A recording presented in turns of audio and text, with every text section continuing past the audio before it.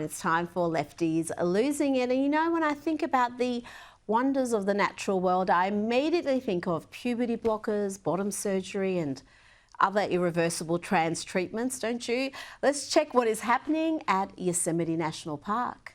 We carry the largest trans pride flag to ever be flown in a national park and unfurled it on the side of El Cap to prove a point that trans is natural. The Trump administration and transphobes would love to have you believe that being trans is unnatural, but species that can transition sexes can be found on every continent and in every ocean on planet Earth. They try to erase us from government websites and education systems and libraries, so we raise this flag higher than ever before. Yes, thanks for ruining the photos of people who travel to Yosemite for a once-in-a-lifetime experience.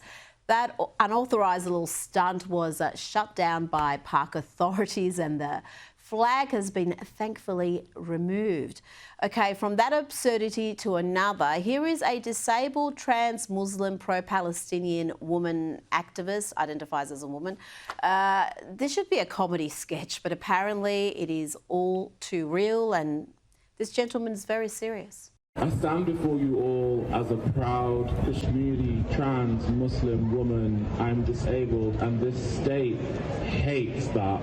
This state has burned trans and disabled people to create a smokescreen to cover the further bodies that they are burning around the world. The delusion is beyond measure. You know where there are no trans Muslim men in dress protesting in the streets in any Muslim majority country. And I'm sick of it. I'm sick of it, Cardiff. Today, I stand and I march for the liberation of my people in the trans community, my people in the disabled community, my people in the Kashmiri community, to my beloved Palestinian people, to all of these people and the intersections that they represent, who meet me where I stand at the crossroads of so many places of suffering. We will all be free, inshallah. What's that line like? Turkeys cheering for Christmas. Now here is a triggered Karen claiming that she is not a Karen. I'm sick and tired of Trump supporters calling me a Karen. You have no idea what that means. A Karen is privileged, entitled, microaggressive racism, anti-vax. Who does that sound like? The Trump administration? Trump followers? You're the Karens. Oh, sure, Karen, whatever you say. Now to a former Karen who has seen the light. After a lifetime of voting Democrat, she found herself living among gangbangers in the country illegally. They'll wake anybody up. So you were a Democrat? I was, my whole life. Really? I first voted for Bill Clinton and voted Democrat every single year until, November. If that it was not for Donald Trump, we might still be living next to gang members because everything changed after he was elected. So you feel a lot safer now that he's in the White House again? I do, because he's taking it seriously. The Democrats simply ignored it. They said it was lies. They won't talk to people who have been victimized by this. Now, this next clip must be music to her ears. Here is the official account of Homeland Security. I'm not kidding. This is the official account posting a video of Donald Trump saying bye-bye to criminal illegal immigrants who have been deported. Bye-bye. Bye-bye.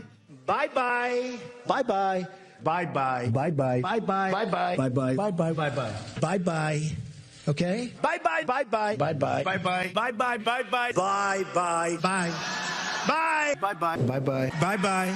Bye-bye. Bye. Bing. Bing. Bye-bye. Bye-bye. That's it. Bye-bye. Wave goodbye. Now, here is the brilliant Megyn Kelly holding Jake Tapper to account for his culpability, his complicity in the great cover-up on Joe Biden's cognitive decline that he's now pretending to expose in his new book.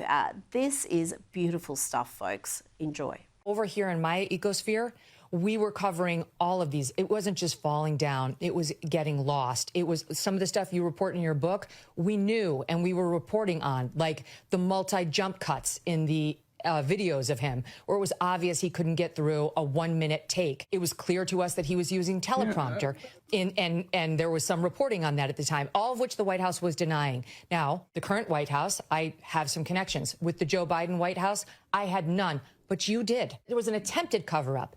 It could only ever work if you allowed it, if the press allowed it. Some of us tried not to, and some of us were complicit. And she was not going to let up when Jake Tapper again tried to rewrite history by claiming that he covered the Wall Street Journal's expose on Biden. Indeed, he did the opposite. He did everything he could to discredit the story, and Meghan was there to remind him. That's the point, is that they were not being honest.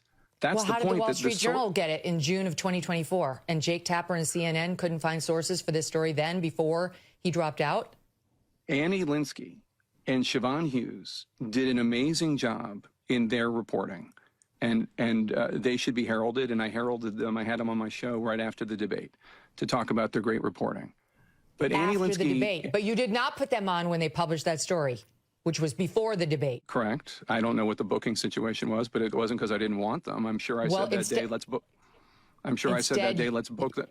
Did they? Yeah, you put on a Democrat, and you allowed the Democrat to rip on the report as a Rupert Murdoch sponsored hit piece. No. It's just Meghan, that's Meghan, what happened. If we're going to do this, let's just stick to the facts here, okay?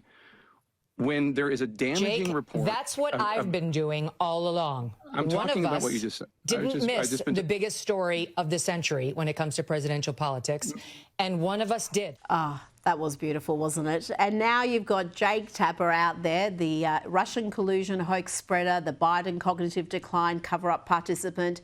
Now he wants the media to be aggressive about Donald Trump's health records. Worry less about politeness when it comes to these health issues, and needs to be even more aggressive when it comes to demanding transparency on health issues when it comes to the president. President Trump, while he appears healthy, he has not been transparent about his health records. And I think that that's something that the American people have a right to. The audacity is breathtaking. Now to the WNBA, and here is the woman that the Biden administration swapped for the merchant of death after she got herself arrested on drug charges in Russia. Here is Brittany Griner on the bench, seemingly mouthing trash and saying effing white girl. Could it be about Caitlin Clark, I wonder? And here she is in a post-match interview, just being a delight. PG, right now you have 10 points, 5 rebounds. We see the Atlanta Dream as being very... Right now she's talking to the refs about holding.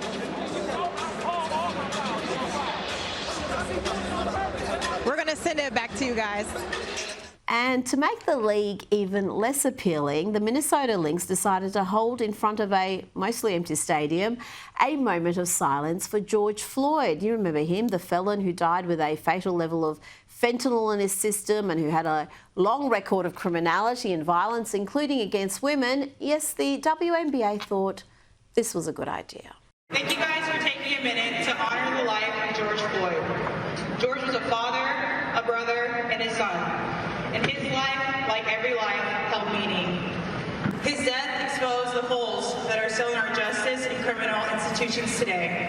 And his 5-year anniversary reminds us that we must continue the fight against criminal, racial, and social injustices.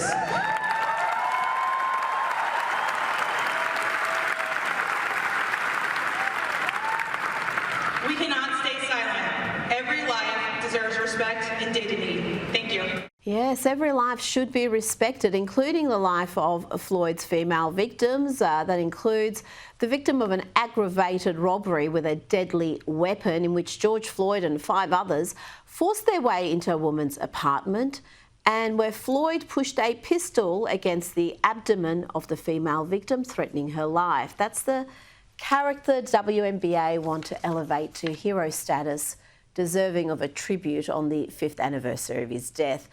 Joining me now is American Culture Project Senior Fellow and School Choice Advocate Corey DeAngelis. Corey, is the WNBA determined to fail? Why does it want to repel so much of its potential audience with this sort of activism? Yeah, the WNBA is burning itself into the ground with these kind of publicity stunts. They should focus on sports, but they're not so good at that. So I guess they're focusing on all of this political ideology and getting it onto the court. But look, you can't make this stuff up. They've operated at a loss each year since its inception about 30 years ago. And last year they operated at about a $50 million loss, about 5 times the average loss each year in the WNBA. So, wow. I mean, you just can't make this stuff up. And look, the stadium is empty. You can see it on the screen. Basically, based on their track record of not having an audience, they have a moment of silence basically every game. So this is not so new since no one's there anyway. Well, yes, there's involuntary moments of silence. And yet you've got, again, the activism within the league from the players pushing to have pay parity with male stars. But as you've just explained, this is a league that doesn't make money. So how can they possibly hope to boost the salaries of their stars and have them have the sort of resources that the NBA players have? Yeah, I mean, that's exactly right. You can't call for equal pay when you don't have equal profitability. And the NBA is just more interesting to watch. And this league, they don't know what they're doing, and they're taking these political stunts to the court. They deserve everything that's coming to them. They should shutter already. They should have shut down a long time ago with operating in 3 decades, having no profitability, having millions of dollars in losses every single year. And so this is just another reason why that we should not watch the WNBA. Corey, let's talk about Harvard now. They're in a world of pain. The Trump administration is not letting up on holding the college responsible for its discriminatory practice, for its tolerance of anti-Semitism on its campus. Tell me what the latest is here. The federal funding cuts are going through, and there are attempts to ban international students from enrolling at Harvard. Yeah, look, Harvard played stupid games. Now they're winning stupid prizes. They're losing tons of money. Trump's already blocked billions and billions of dollars from going to that university, which raises the question, why would this elite institution that already has a $53 billion endowment that they're sitting on, they charge students about $60,000 per year in tuition. They're flush with cash. They have so much money. Why do they need a cent of taxpayer money to begin with? So a lot of people didn't even realize that they were getting so much taxpayer funding before this whole debacle kind of unfolded. So a lot of people are seeing that this was regressive to begin with. A lot of people who will never go to college, who are paying for the college activities of well-off, well-to-do people in the Ivy Leagues is just preposterous to begin with. But Trump, I'm glad he's leading the way on this issue. These universities that are just ideological breeding grounds for left-wing indoctrination, they shouldn't get a cent of taxpayer money.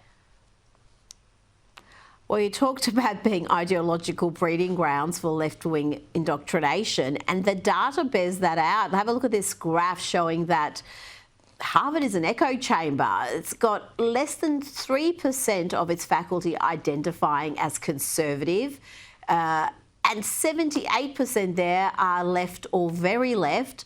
Around 20% say they are moderate, though, Corey, I would imagine at Harvard, calling yourself a moderate means you're a socialist instead of a communist. Yeah, the moderates are just Marxists who don't want to admit it at Harvard. So yeah, it's a one-sided institution. Less than 3% identify as conservatives. And that's their own student newspaper reporting this about their own faculty. So this is a big deal. And it shows that they're more of a political organization than a educational organization. And if you look at where the money goes, I mean, you look at Open Secrets, 95% of political contributions from people affiliated with Harvard University go to Democrats each year. It's insane how one-sided this is. And we should go further than pulling billions of dollars in taxpayer money. We should revoke their tax-exempt status because of their political nature. Now, Donald Trump's big, beautiful bill, that's what it's called, has passed the House. And your passion project, Corey, school choice, was one of the policy areas covered in the BBB. Tell me about that. This is huge. Look, Trump won the parent vote by 9 points after campaigning on nationwide school choice and abolishing the Department of Education. This is popular with the American public, and red states right now are already passing school choice policies, including my home state of Texas becoming the 16th state to go all in on school choice. This package in the big, beautiful bill also includes a federal tax credit, which would supercharge that school choice momentum already happening in the Republican-controlled states. But it would also expand educational opportunities to families in blue states like California and New York. So this is a big win. It's $5 billion. It's a start. And hopefully once families get a taste of school choice in those blue states, they'll demand their state legislatures go all in too.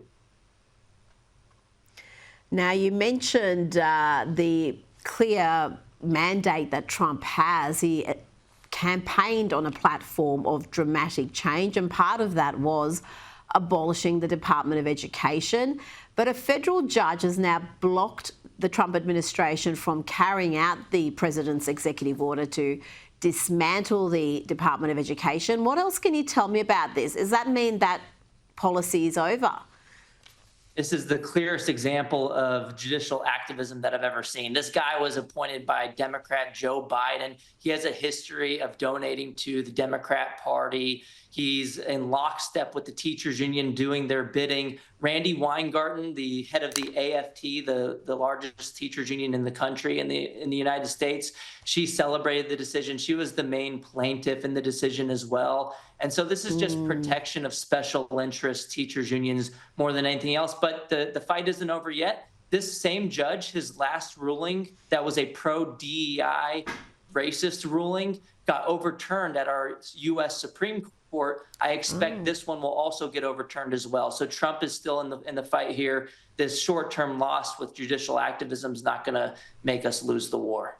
Now, Corey, there does seem to be some sort of a judicial insurrection happening at the moment in the US. It seems every single policy is being frustrated through the courts with these small-time judges, activist judges, frustrating the Trump administration and not allowing it to press ahead with its mandate. It may ultimately get overturned and become policy, but in the meantime, they're not doing what they were elected to do.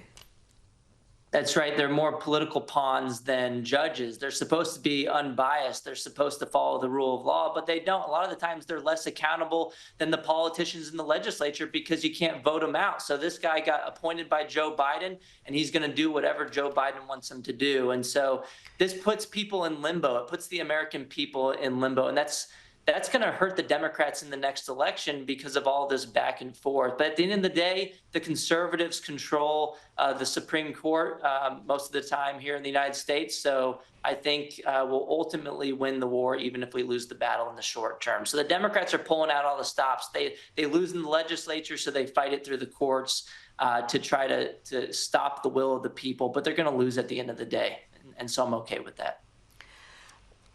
Well, parents had a win in California. A district court there has ruled that parents have the right to opt out of gender identity ideology being presented to their kids. Most Californian public schools prohibit parents from opting their children out of these lessons.